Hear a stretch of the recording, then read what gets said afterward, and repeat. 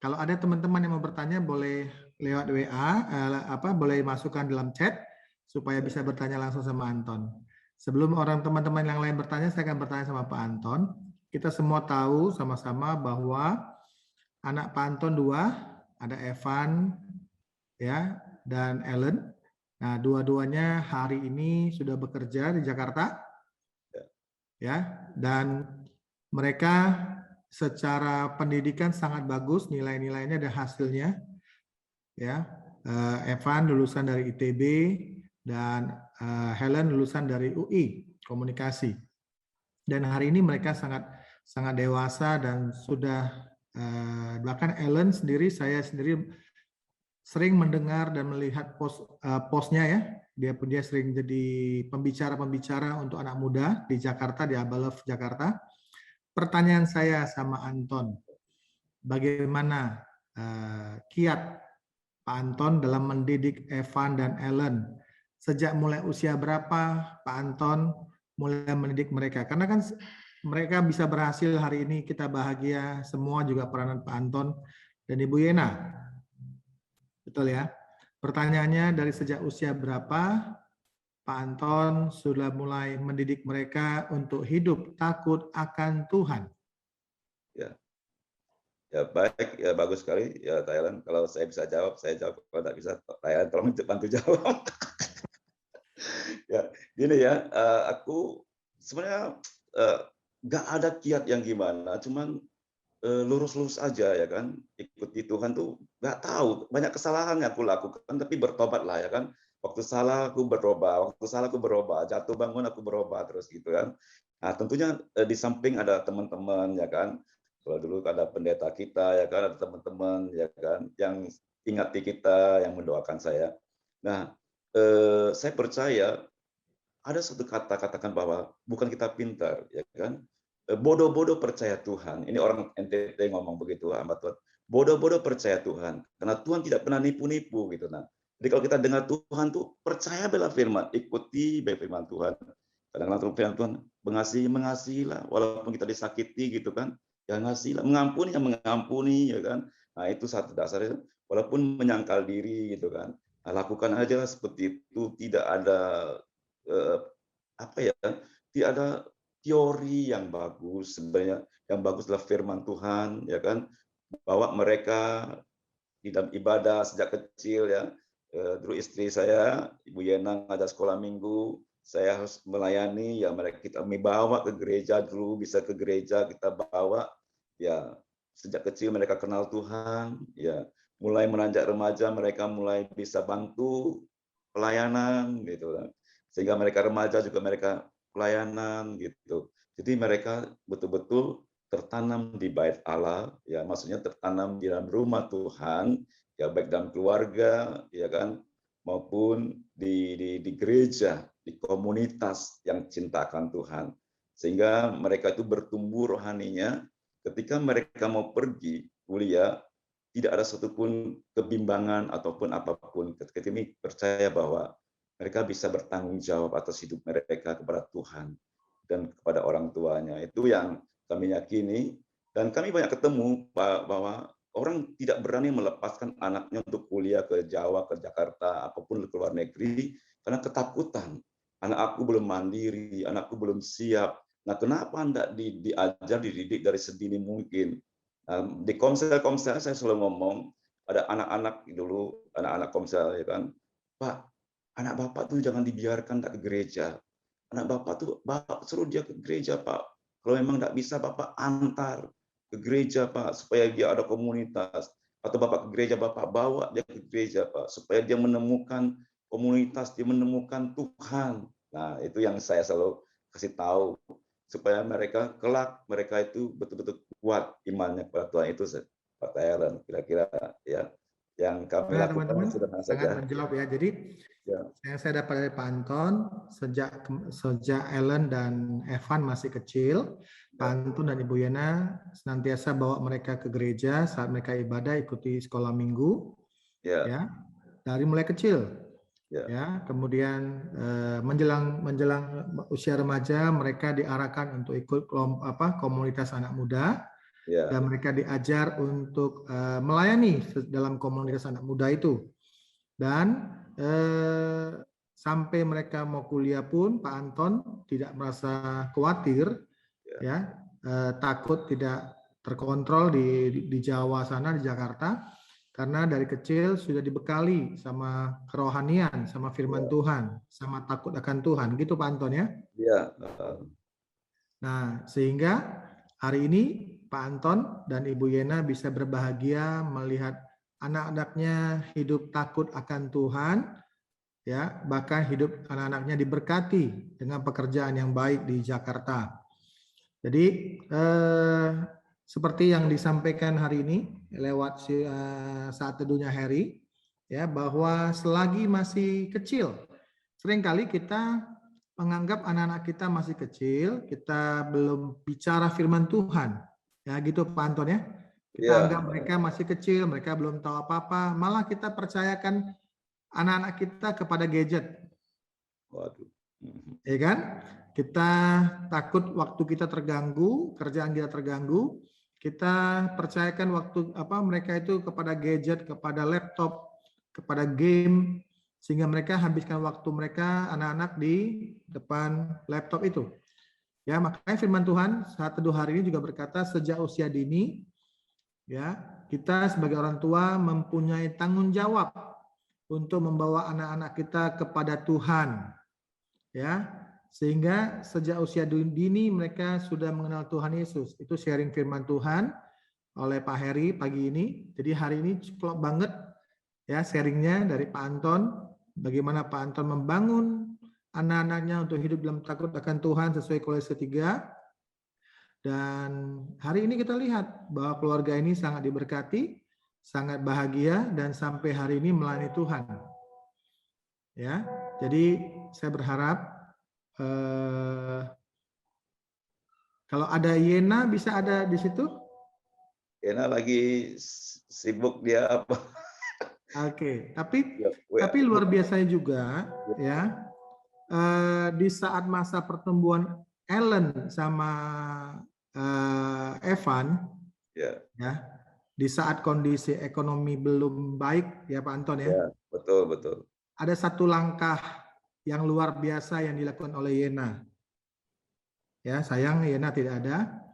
Yena berani mengambil keputusan untuk berhenti kerja. Ya, berani mengambil keputusan untuk berhenti kerja.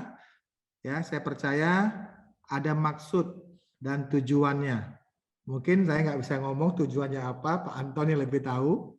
Boleh Pak Anton siarkan hari ini kepada kami. Kenapa Yena berani mengambil keputusan untuk berhenti kerja, ya, sekalipun ekonomi Bapak belum seperti hari ini. Silakan Pak.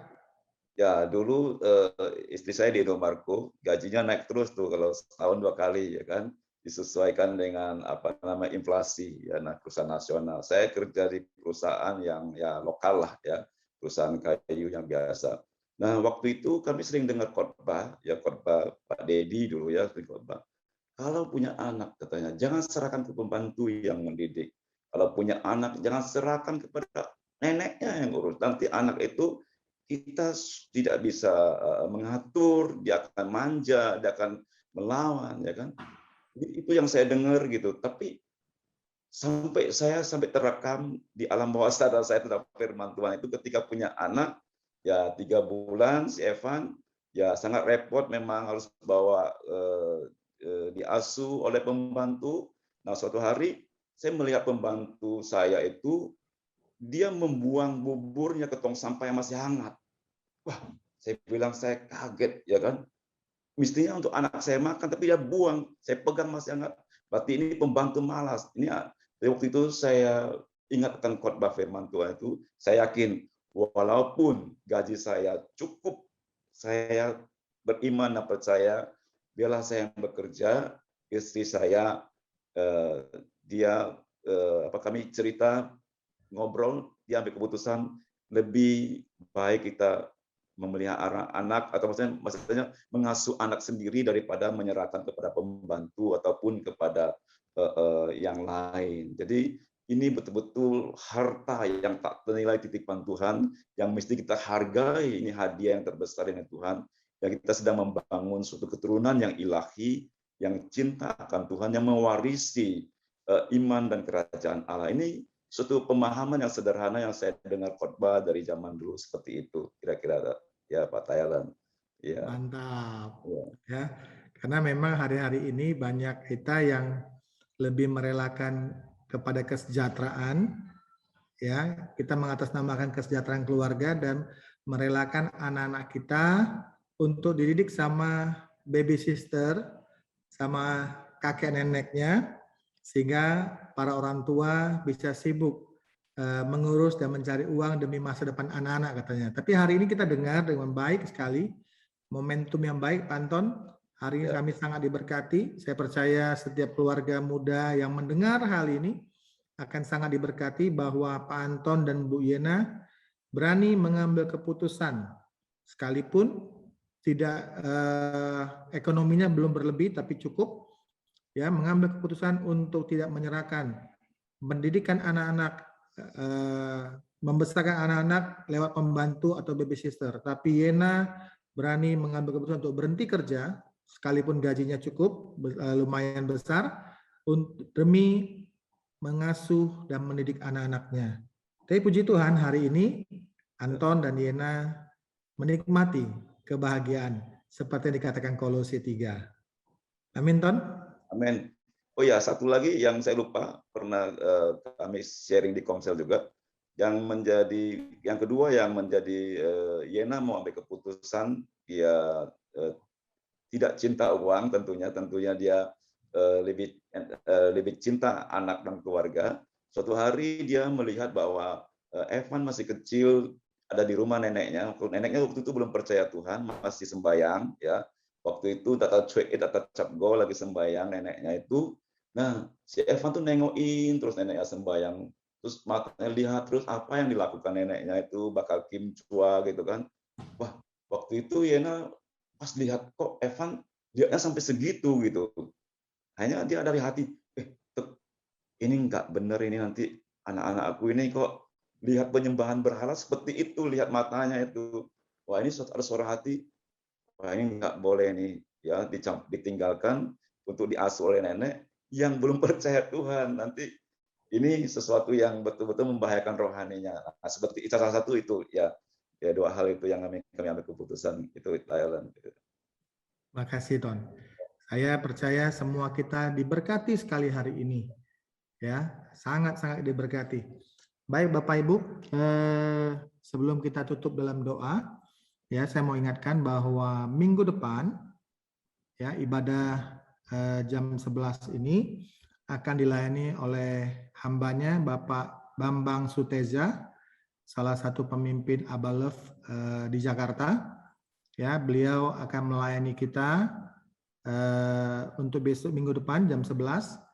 Ya, seperti biasa, seperti hari ini.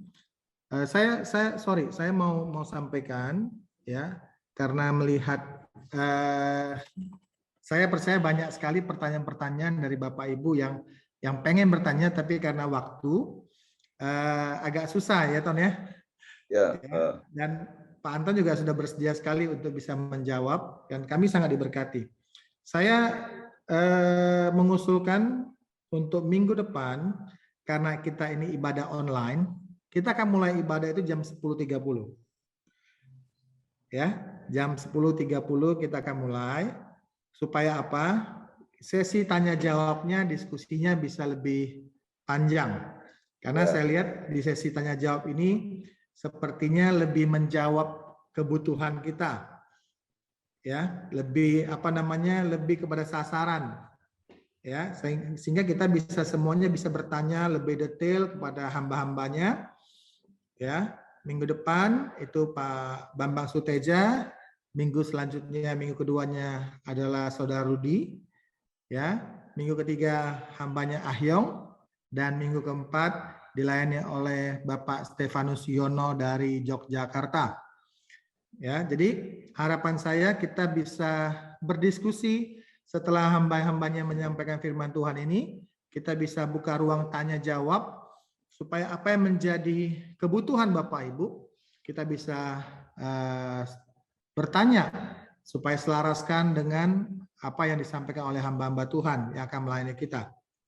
Jadi Bapak Ibu, terima kasih sekali Pak Anton yang sudah memberkati kami hari ini. Kami sangat diberkati Pak Anton. Ya. Harapan saya ya minggu depan Bapak Ibu ya kita mulai jam 10.30 akan dilayani oleh Bapak Bambang Suteja.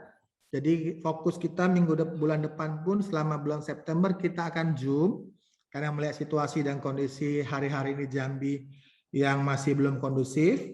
Jadi saya dan Pak Aceh bersepakat untuk kita online selama bulan September sambil kita melihat perkembangannya. Ya, karena lebih baik hari ini kita di rumah saja daripada kita berkumpul di tempat lain. Ya, dan harapan saya adalah ibadah jam 11 ini bukan milik ibadah 2 saja, ya, tapi ini teman-teman bisa sharekan kepada kontak-kontak yang teman-teman yang lainnya di setiap jemaat ibadah pelita yang tidak bisa mengikuti ibadah secara onsite supaya bisa bergabung di jam 10:30 di minggu depan.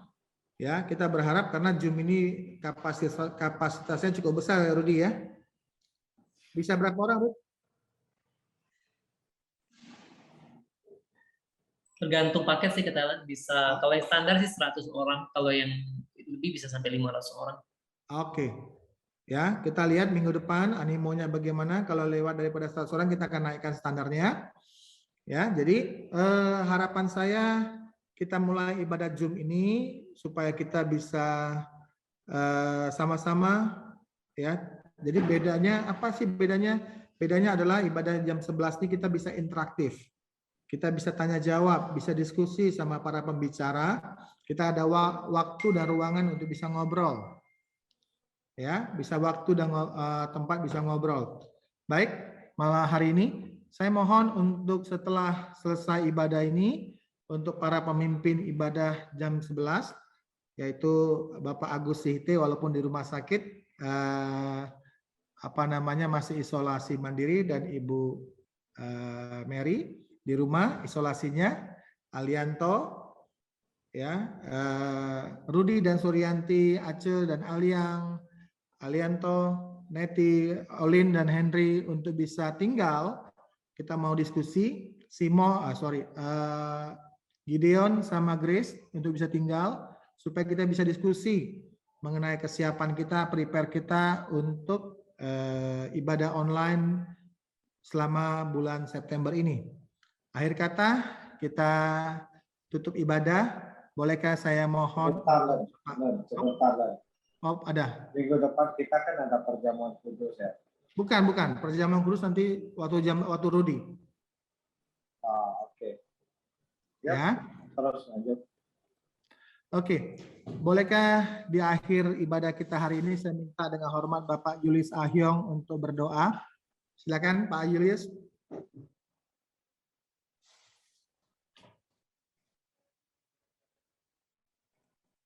Dion, papanya mana Dion? Mantap. Dia putar komputer, dia udah dengar. Jadi, silakan Pak Ahyong tutup dengan doa dan doa berkat. Oke. Tuhan terima kasih untuk ibadah hari ini. Engkau memberkati setiap kami. Berkati hamba-Mu Bapak Anton yang sudah membagikan firman Tuhan, kesaksian hidupnya. Kami berdoa supaya anak-anak kami, bahkan cucu kami kelak hidup takut akan Tuhan, oleh karena teladan kakek neneknya, oleh karena teladan orang tuanya. Ya. Jadikan generasi penerus kami, generasi yang jadi berkat buat Indonesia, buat kerajaan Allah. Dalam nama Yesus kami berdoa. Amin. Amin. Amin. Jadi sekali lagi terima kasih Pak Ahyong, Pak Anton. Sekali lagi. Ya, ibadah online jam 10:30 ini 10.30 ya mulai minggu depan ya. 10.30 Bapak Ibu. Ya. Mulai minggu depan. Ini boleh diikuti oleh semuanya. Mau tidak dibatasi oleh ruang dan tempat, tidak dibatasi oleh kota Jambi, tapi di luar kota Jambi. Ya, terima kasih juga buat Dedi, buat Rizky, buat Oni yang sudah bergabung ya di Tungkal. Jadi teman-teman boleh sharekan ke siapapun kontak saudara yang bisa bergabung baik di Jakarta, di Bandung, di Medan atau di mana-mana untuk bisa sama-sama diberkati oleh pelayanan ibadah Jum Pelita Community jam 11 ini. Oke, silakan Bapak Ibu, selamat siang, Tuhan memberkati. Sebelum saya akhiri ada pengumuman. Ya.